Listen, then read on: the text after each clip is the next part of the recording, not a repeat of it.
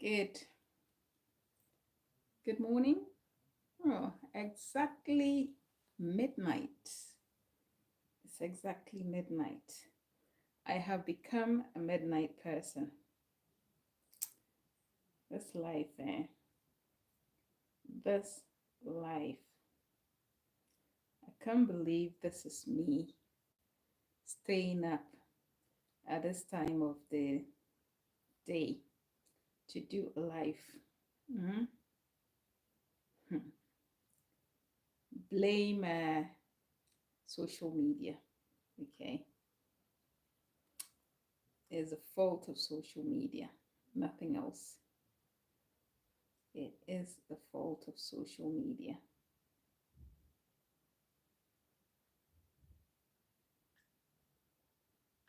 Hello to you all.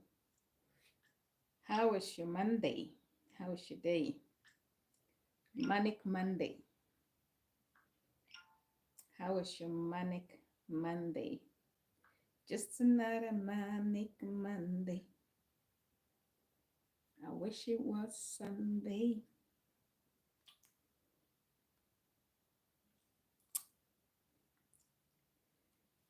Guys, right. Righty ho.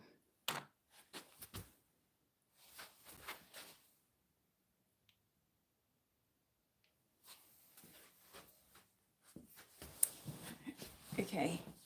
I think hello there. Hello there. I think I reduced the volume of my phone.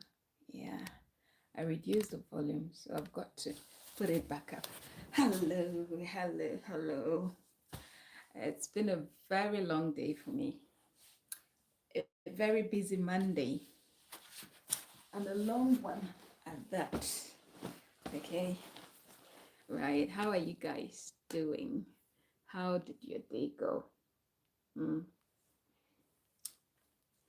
I know it's late and most of you might be asleep by now, but I just thought I should do it anyway because, this is the only time that I can get to share a word or two.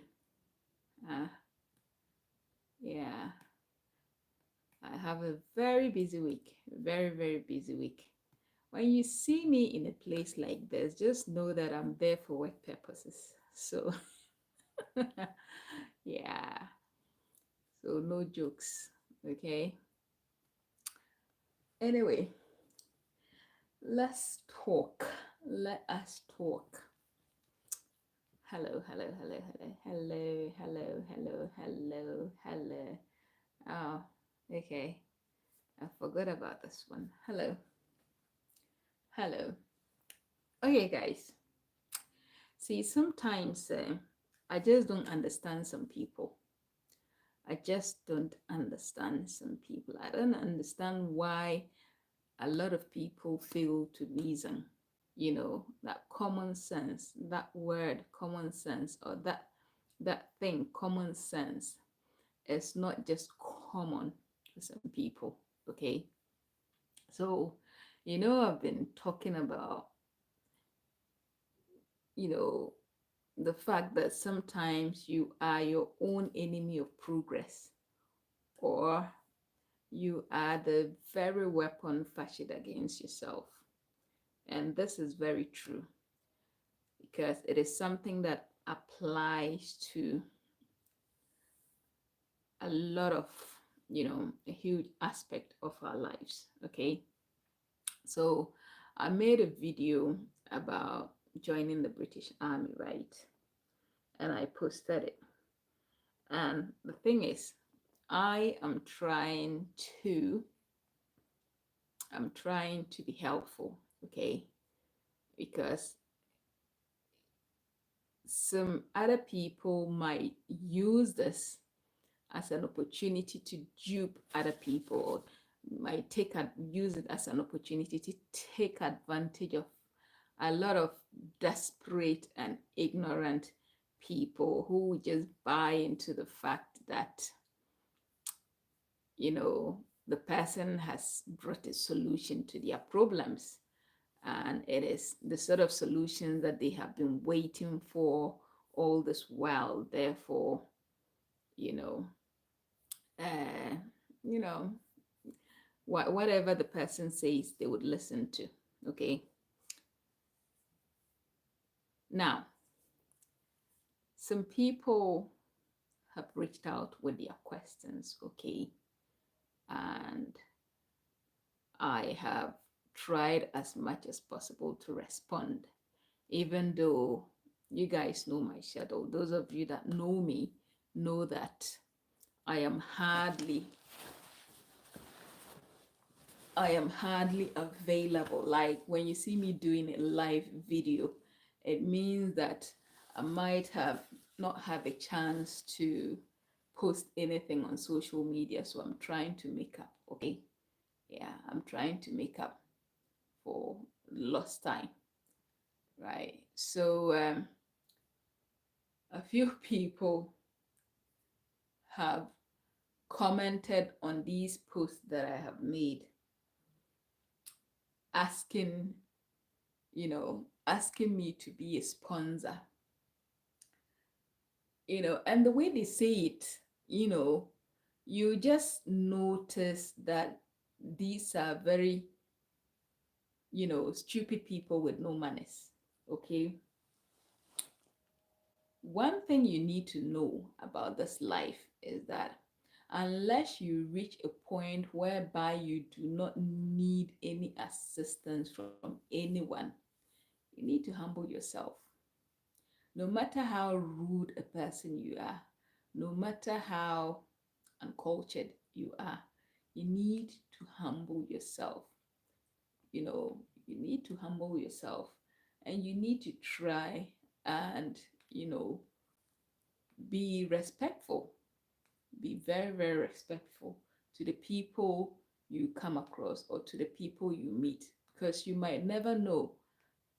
Just a singular act of respect and, you know, courtesy could open doors for you. But in the same way, a singular act of disrespect could make you lose opportunities or lose chances. Okay. I am happy to help people. Okay. But life has taught me to know my limit. Life has taught me to know my limit. So, the only piece of advice I would like to give to anyone out there who is responding to any advert or any opportunity, or anyone who is interested in traveling abroad, and hello, anyone who is interested in traveling abroad, and then what's the name, and they think that someone can be of assistance, before you jump into, hi Ebere, how are you, before you jump into, oh please help me, oh please help me. See, sometimes you don't have to let people know, the people you are approaching, you don't have to let them know how desperate you are. Okay. You don't have to let them know that you are so desperate, because people are evil. And we are in, we live in evil times. Let me use that word. We live in such a time that if you allow yourself, people will take advantage of you and they will destroy you. They don't care. Like, they do not care. Okay. So just be careful. It is good to ask for advice. I'm good, Iberi. I'm very, very good. It is good to ask for advice, okay? And while you are asking for the advice, also try and make your own research. Try and research. Try and get answers by yourself. so that anything you don't understand from the research you have done, you can ask the person you think has got the knowledge. Okay, so if you have any intention of traveling abroad, okay, there is one thing you need to understand. Places like US and UK, if you live in Africa and you want to travel abroad, what you need to understand is that these places are totally different from Africa. The way of life abroad is totally different from Africa. That is why you always hear the word sponsor and host. Your sponsor, your host. These are two very important. In fact, they are the same. They mean the same. They are similar. They mean the same. Your host can be your sponsor, or you can the host can just be someone who is um inviting you to live in their house, but they might not necessarily be sponsoring you. Sometimes they will sponsor you, sometimes they will not. And most of the times, family members, relatives are the ones who fall into that category because, like I said, life abroad in the US, UK, Europe is not like Africa.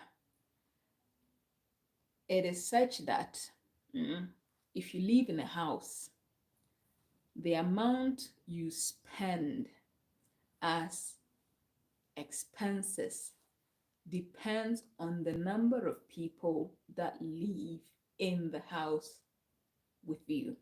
Okay, if you are the head of the household, how much you spend, be it utility, be it food, be it you know um anything at all you use in the house, okay, apart from your rent, is based on the number of people you live in the house with. You get it? So for someone to be able to host you in their house, it's either the person has a heart of gold, that's if they do not know you, or the person is very close to you, or the person is indebted to you. Mm? Yeah, yeah. You cannot just get up and start asking people, can you be my sponsor? Especially if they don't know you, if they are not related to you. You cannot just go about asking people such questions. Can you be my sponsor? Can you give me an invite? Can you invite me to your house? Look, apart from the fact that they hosting you in their house is going to cost them. And you'll be shocked to know how much it costs to host someone in your house. You'll be shocked. Even if the person doesn't host you in their house, but maybe the only thing they can do is to come and pick you from the airport, you should really appreciate them, because it's either is their day off in which they are supposed to rest and then prepare to go back to work, or they have taken a day off, which means they are losing that day's pay, because the amount of pay you get depends on the number of days you have worked and the number of hours you have worked in the day. So if you are coming from Africa and then you want me to come and pick you up from the airport, and let's say the day that you are arriving coincides with the days that I go to work, you are simply asking me not to go to work, which means I don't get paid for that day. Not only that, but to also spend money for fuel, that is if I drive, or public transport. And apart from that money you are spending, there is also the stress. There is also the stress and discomfort involved in traveling just to go and pick someone up from the airport. You bring them home and you are showing them around, you're showing them where to go, how to get to places, how to, it's a lot. It is a lot. So if if the person hasn't done anything at all for you, but has been kind enough to come pick you up from the airport, you should be grateful to that person. You should be very, very grateful, even if they are related to you, even if they are your relative. You should be very grateful because it's a sacrifice they have made. It's something that is going to cost them. You see, so it's not like in Africa whereby, let's say, you can leave work just to go pick someone up from the airport. Someone can stay in your house for as long as they like, and stuff like that. Because you don't pay bills based on the number of people. Maybe food, yes. But since when have you realized that your electricity cost, your electricity usage goes up when you have more people living with you? Okay, so that is why that thing sponsor. So when you are applying for a visa and they are asking you about a sponsor, or they are asking you about a host, it is also a form of security, because anything can happen, right? Anything can happen when you are in a foreign land. People travel, and unfortunate things happen, and either you end up in hospital, or you end up in an accident, and they need someone related to you, or someone closer to you, or someone that they can interact with about your care, or about everything that is happening to you. That is one of the reasons why the sponsor is very important. Also,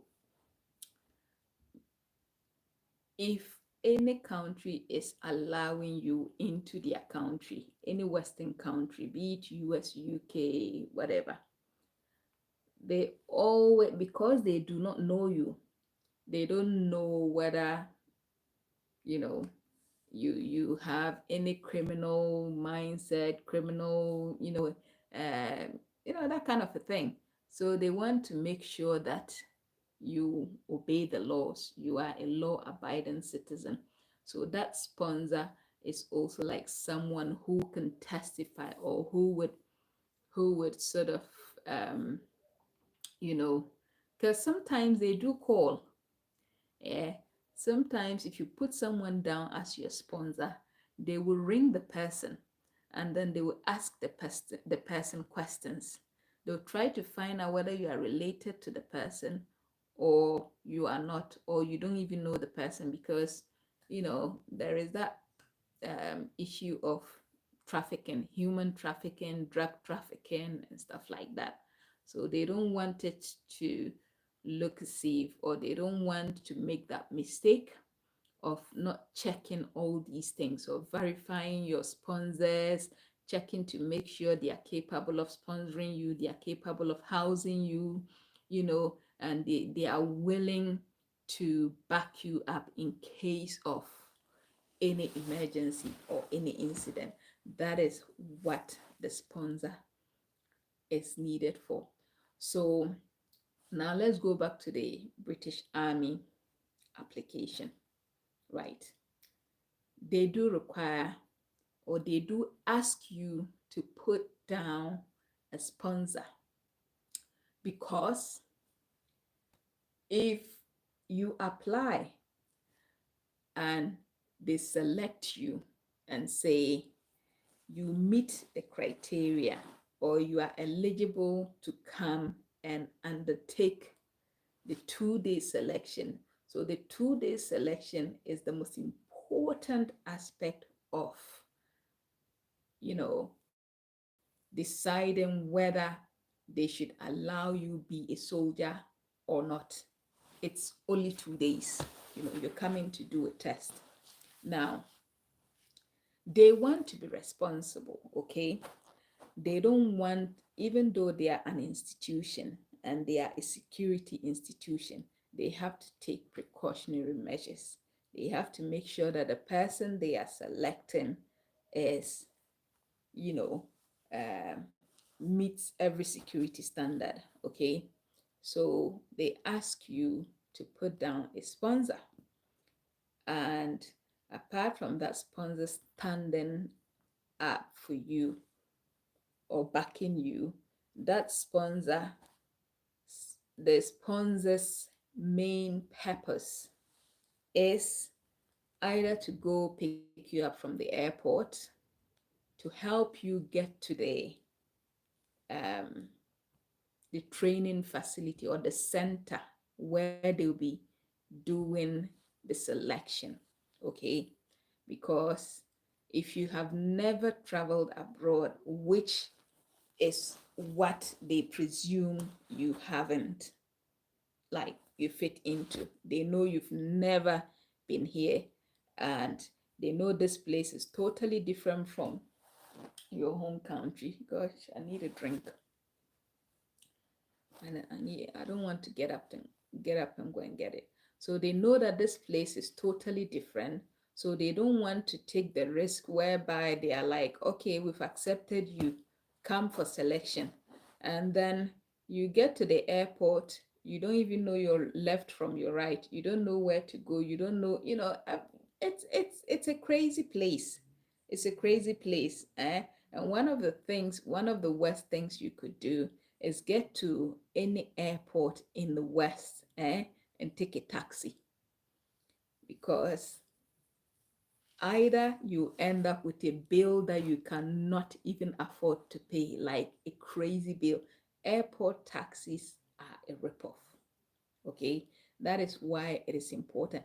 Plus, the public transportation system, the trains, the buses, and stuff like that, they know you've never been here. So there is absolutely no way you are going to know where you are going and which bus you need to take or which public transport will be suitable. That is why they need you to have a sponsor, so that that sponsor who is already here will help you with all these things.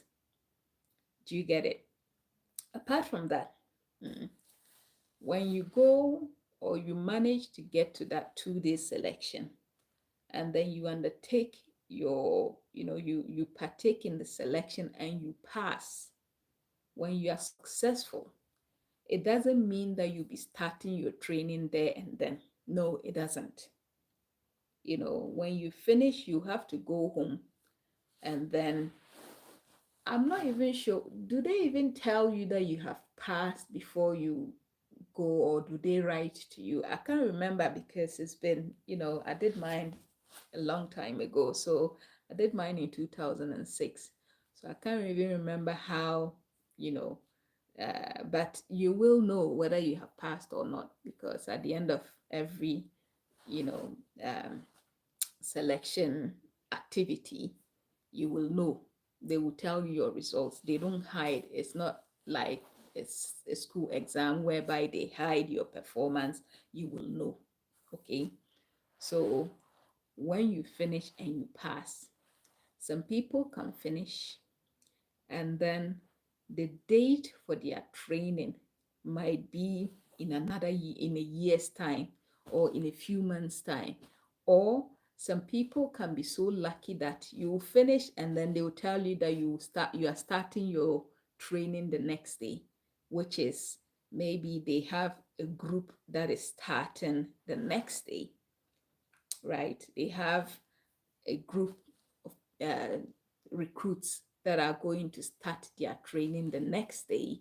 And the job that you have chosen, which you have been selected for, is like that job really needs people urgently.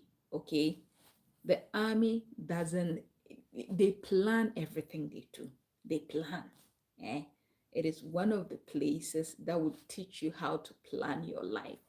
You don't just get up and start doing things. Sometimes they plan things way ahead. You get it? So they forecast.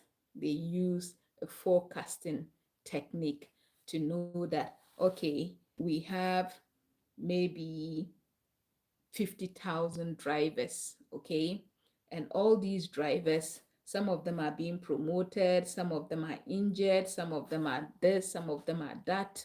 And once, you know, they check the allocation, okay, there are 2 drivers in this unit, there are 3 drivers in this unit, but there's supposed to be 5 drivers in every unit, and maybe we are losing one person is going abroad, so they forecast way ahead to know that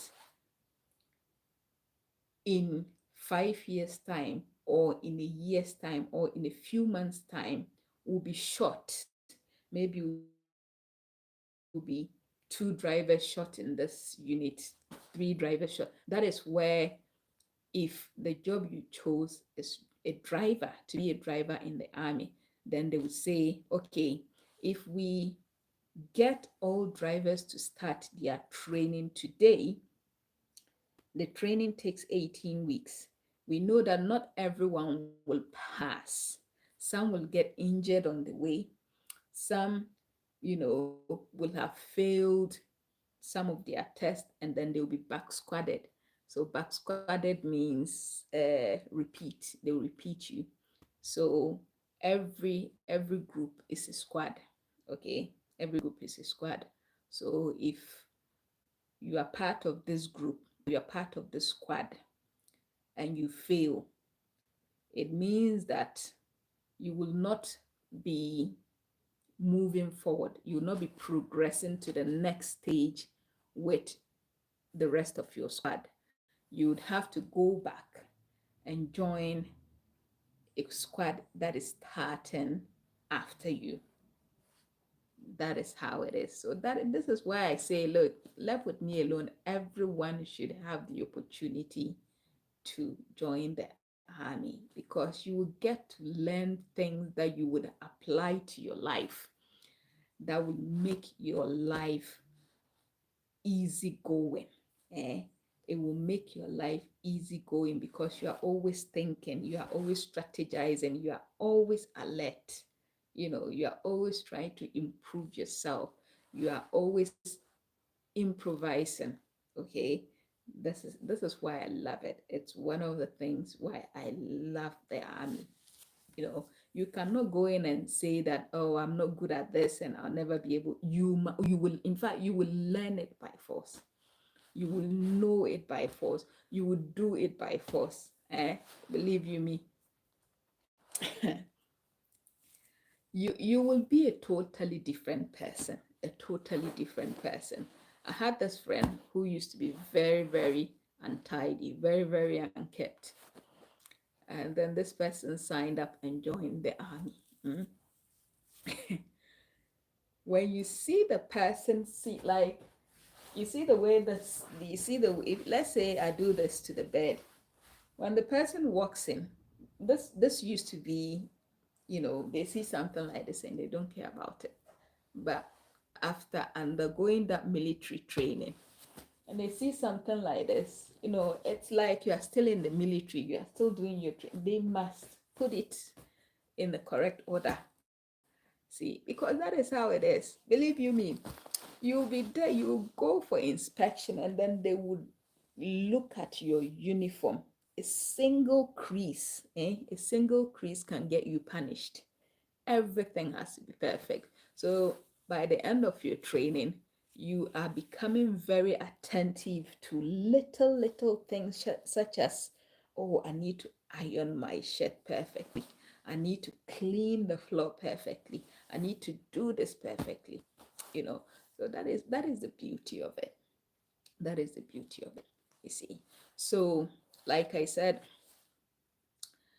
you might choose a trade in which you'll be so lucky that your training is starting the next day, which means that is you sorted. But if you choose a trade in which maybe they need you to start in a month's time, in 3 months' time, in a year's time, in that year's time, you have two options, or even if it's 6 months, for you to be given a visa to come for the selection purposes. I think the visa you are likely to get is a 6 month visa for visit, which is the standard visa. But standard visa, the moment you come into the country, that 6 months has started counting. Okay. Previously, they will, the army will give you a letter to send to the home office to renew your visa. But I don't think they do that again these days. Okay. I don't think they do that.